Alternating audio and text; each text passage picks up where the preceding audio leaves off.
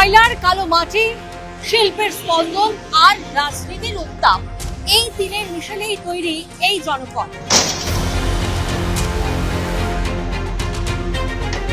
কয়লা আর ইস্পাতের ধুলোমাখা এই শহর শুধুই যে কলকারখানার জন্য পরিচিত তা নয়, বরং বাংলার রাজনীতির মানচিত্রে এই শহর মানেই এক হাই ভোল্টেজ লড়াই। আর তাই শিল্পনগরীর এই শহরে কার হাওয়া ভারী, কার পাল্লা ভারী,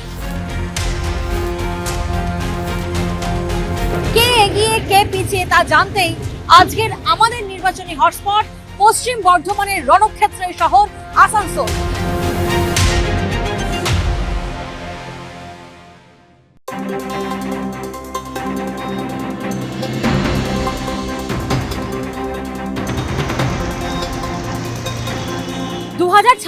এই বিধানসভা নির্বাচনে আসানসোল কেন্দ্রের লড়াই শুধুমাত্র ভোট পাওয়ার লড়াই নয়, এ লড়াই অস্তিত্ব রক্ষার লড়াই। একদিকে যখন উত্তরের দাপট ঘাসফুল শিবিরে, তখন অন্যদিকে আসানসোল দক্ষিণে সেখানে গেরুয়া ঝড়ের পাল্টা হওয়ার চেষ্টা। একদিকে যখন আমরা দেখছি উত্তরের কেন্দ্রে সেখানে ঘরের ছেলে দাপটের নেতা মলাই ঘটক, তিনি কি পারবেন পঞ্চমবারের জন্য নিজের গড় ধরে রাখতে, নাকি বিজেপি প্রার্থী কৃষ্ণেন্দু মুখোপাধ্যায় তার জয়ের রথের চাকা ঘুরবে? আর যদি আসানসোল দক্ষিণ কেন্দ্রের কথা আমরা বলি, এটা তো বেশ ইন্টারেস্টিং, কারণ দুই শক্তিশালী শিবিরের লড়াই এখানে।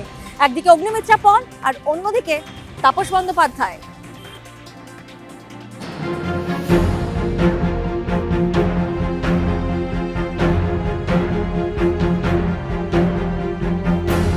দাদা, আসানসোল দক্ষিণ কেন্দ্রের এই লড়াইটা কতটা জোরদার, কতটা হাড্ডাহাড্ডি হবে বলে মনে হচ্ছে? লক্ষ্মীর ভান্ডারের কথা প্রত্যেকটি মানুষ উপকৃত হয়ে গেছে, এই একটা সব থেকে আমাদের পক্ষে যাবে। যুবসাথী সদ্য হয়েছে, সেটাও মানুষ মনে রাখবে। সেই একইভাবে বিগত 10 বছর আগে আমি যখন ছিলাম, তখন গ্রামের মানুষ রিলেট করতে পারছে যে ওই 10 বছরের এলাকার কি উন্নয়ন হয়েছে।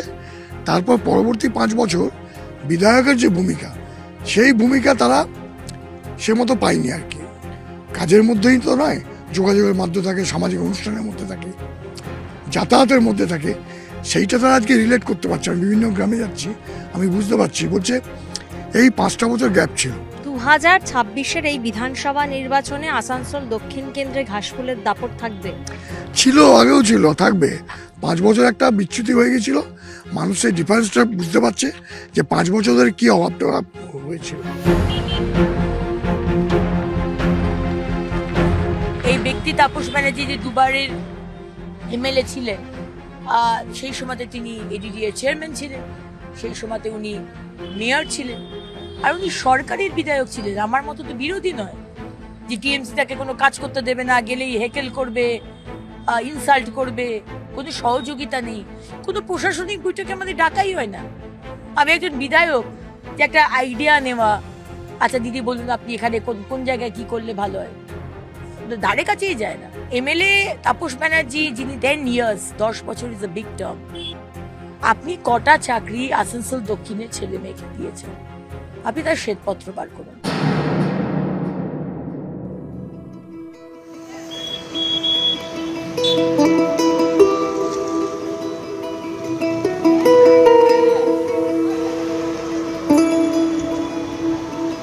আসানসোল এই শহরটি কলকাতার পর রাজ্যের দ্বিতীয় বৃহত্তম নগর এলাকা।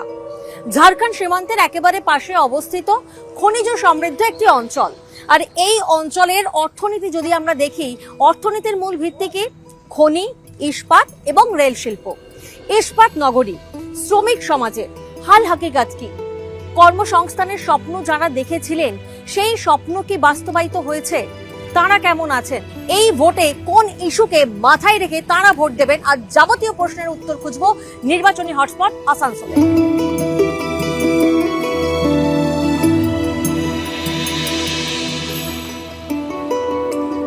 কারখানার সামনে বসে রয়েছেন আপনারা ভিড় করে, মানে এই কারখানায় কি কাজ করেন?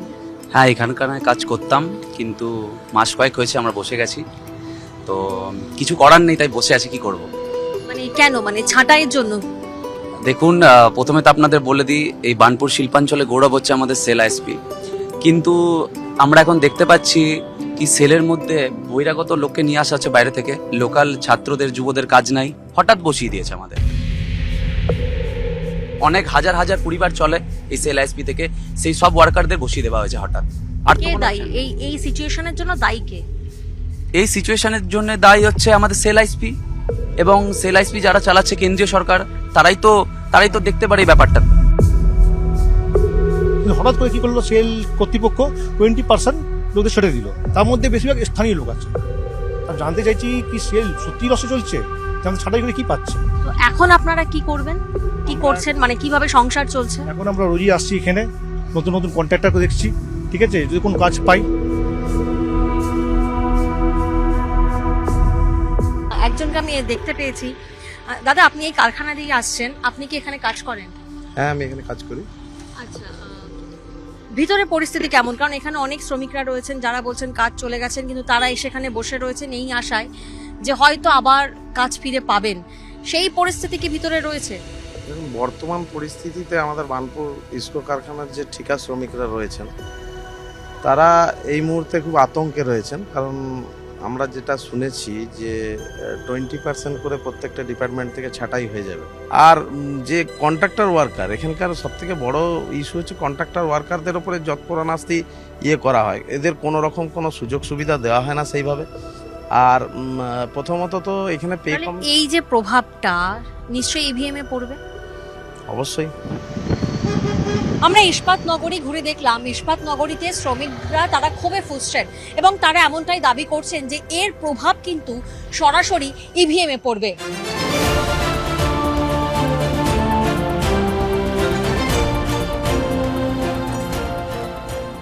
কয়লার রাজধানী বলে পরিচিত আসানসোল শহর, আর এই শহরের খনি শ্রমিকরা তারা কেমন আছে, কার প্রতিশ্রুতি সত্যি আর কার রাজনীতি দেখনদারি নিশ্চিত রূপে তারা বুঝতে পারেন।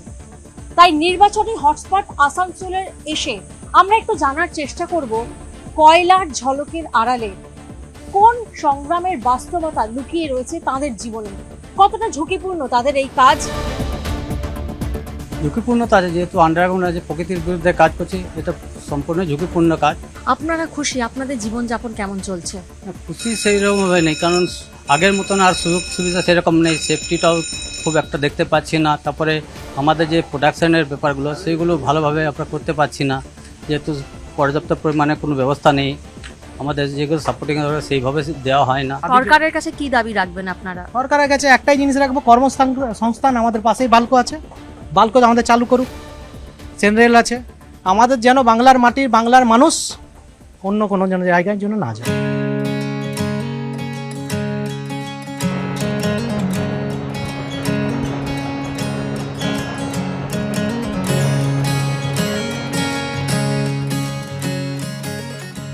দামোদর নদ দিয়ে বয়ে চলা শান্ত জলরাশি যেমন এই আসানসোল শহরের শোভা বাড়ায়, তেমনি এর পাড় দিয়ে বয়ে চলা একের পর এক রাজনৈতিক বিতর্ক বারবার এই শহরকে উত্তপ্ত করে তোলে।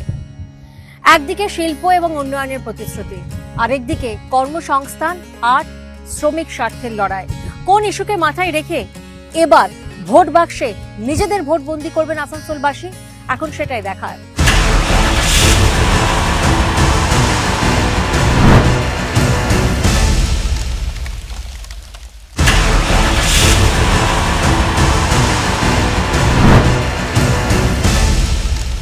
बंकिम दा ने चुनौती दी। बंकिम दा ने जब वंदे मातरम की रचना की, तब बंकिम दा उस हीन भावना को भी झकझोरने के लिए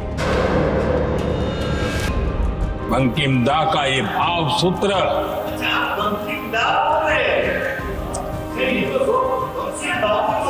बंकिम बाबू बोले thank you thank you thank you. বঙ্কিমচন্দ্র চট্টোপাধ্যায়কে বললেন বঙ্কিমদা, যেন মনে হচ্ছে হরিদা আর শ্যামদা। বঙ্কিমচন্দ্র চট্টোপাধ্যায় যিনি ন্যাশনাল সং রচনা করেছিলেন, তাকে এইটুকু সম্মান দিলেন না? আপনাদের তো মাথা নিচু করে নাক্ষত দেওয়া উচিত জনগণের কাছে, তাতেও ক্ষমা হবে না।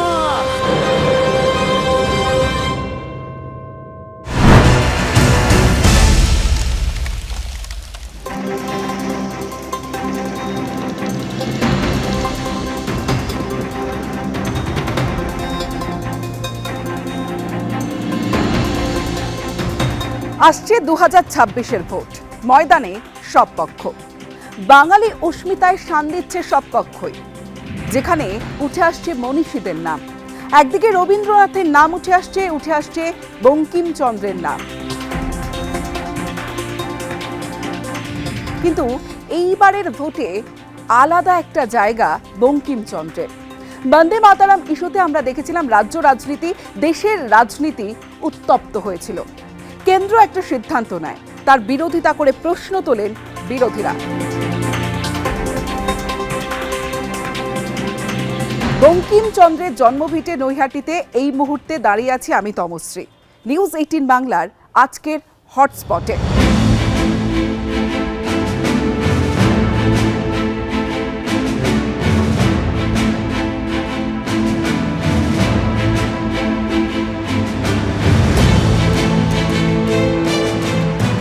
যে বঙ্কিমচন্দ্র চট্টোপাধ্যায়কে নিয়ে এত কিছু, আর সেখানেই বারবার ওনার নাম নিতে গিয়েই ভুল হচ্ছে। बंकिम दा ने चुनौती दी। बंकिम दा ने जब वंदे मातरम की रचना की तब बंकिम दा।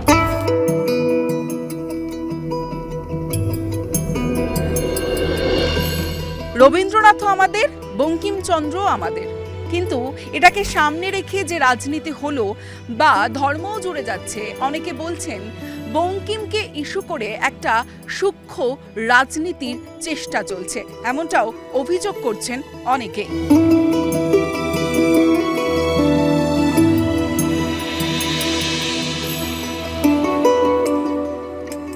বঙ্কিমচন্দ্র চট্টোপাধ্যায় যিনি মনীষী একজন, তিনি তার জায়গাতেই থাকুক, নাকি রাজনীতির ময়দানে যে বারবার বঙ্কিমচন্দ্র চট্টোপাধ্যায়ের নাম উঠে আসছে, বিভিন্ন মনীষীদের নাম উঠে আসছে, এটা সমর্থন করো?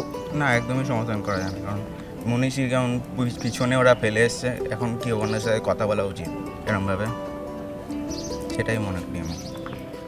মানে বঙ্কিমচন্দ্র তার জায়গাতে, হ্যাঁ, মনীষীর জায়গায় থাকুক, আর রাজনীতিতে আনার ওখানটাই থাকুক। রাজনীতিটা টানাটা এইসবটা ঠিক না। দিদা এখানেই থাকো না, ওই সামনে। বঙ্কিমচন্দ্র চট্টোপাধ্যায়ের মতো একজন মনীষীর জায়গায় থাকো, গর্ব হয়? সেই তো গর্ব হয় তো। ভোট দিতে যাও? হ্যাঁ, ভোট দিতে যাই তো। আর কিরকম হাওয়া? এবার যে কিরকম বুঝতে পারছি না। বঙ্কিমচন্দ্র চট্টোপাধ্যায়কেও তো রাজনীতিতে তোলা হয়, দেখেছো বারবার রাজনীতি। এটা কি ঠিক, মানে কোনো মনীষীকে রাজনীতির ময়দানে নামানো? এখন কি করে বলবো বলো দিদি ভাই, কি করে বলবো? এখনকার এমন আবহাওয়া হচ্ছে যে বোঝা কঠিন। কোথাও গিয়ে আমরা দেখছি রাজনীতির ময়দানেও এখন মনীষীদের টেনে আনা হচ্ছে। কি মনে হয় সাধারণ মানুষ হিসেবে, এটা কি ঠিক? মনীষীদের টেনে আনার ব্যাপারটা তো শুধু তো নয়, মনীষীদের তো ফলো করে তো অনেক কিছুই তো আমরা তো এগোচ্ছি। যদি ভালোটা যদি গ্রহণ করতে পারি তাহলে কেন গ্রহণ করব না? হ্যাঁ, শুধু তাদেরকে আমরা তো ছবি হিসাবে দেখে বা গল্পের বইতে তো পড়ে তো আমাদের তো কোনো তো লাভ তো নেই। তাদের আদর্শটা অনুকরণ করে যদি আমরা যদি কোনো কিছু করতে পারি, এগোতে পারি, তাতে যদি আমাদের সমাজের কল্যাণে যদি লাগে, তাহলে সেটা আমাদের তো অবশ্যই গ্রহণযোগ্য।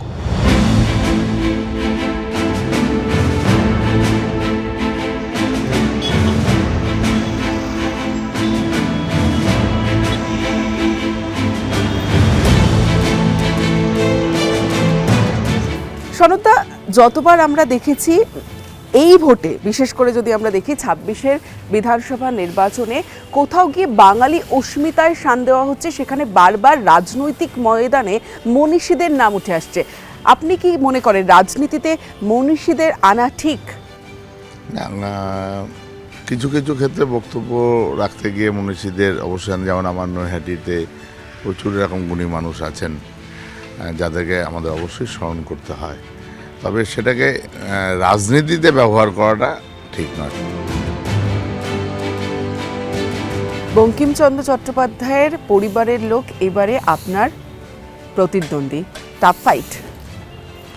আমার কোনো প্রতিদ্বন্দ্বী নেই। কে প্রতিপক্ষ, কে প্রতিদ্বন্দ্বী, নৈহাটিতে কিচ্ছু নেই।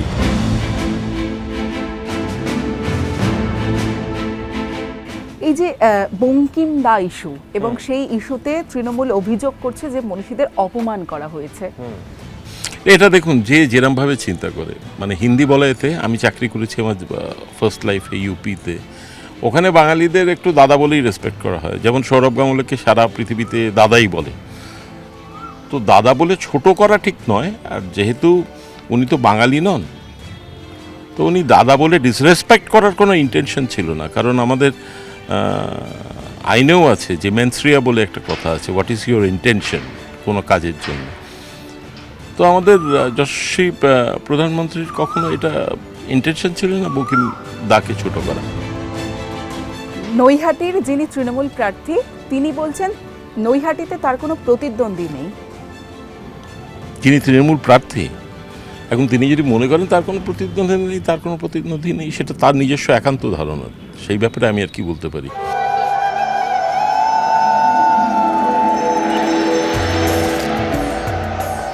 ধর্ম হোক যার যার, বড় মা সবার।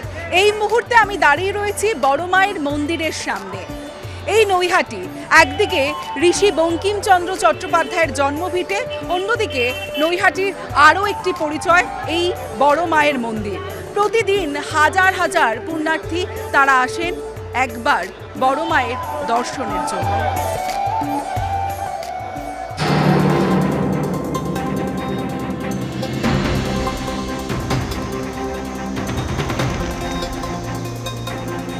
রবীন্দ্রনাথ ঠাকুর, বঙ্কিমচন্দ্র চট্টোপাধ্যায় আমাদের কাছে সম্মানীয়। আমরা তাঁদের থেকে শিখেছি। এনারা না থাকলে আমরা থাকতাম না, আমাদের সাহিত্য বাঁচে না, জাতি বাঁচে না, দেশ বাঁচে না। তারা সম্মান পান আমাদের থেকে, আমাদের পরবর্তী জেনারেশনের কাছ থেকে। এটাই আমরা চাই।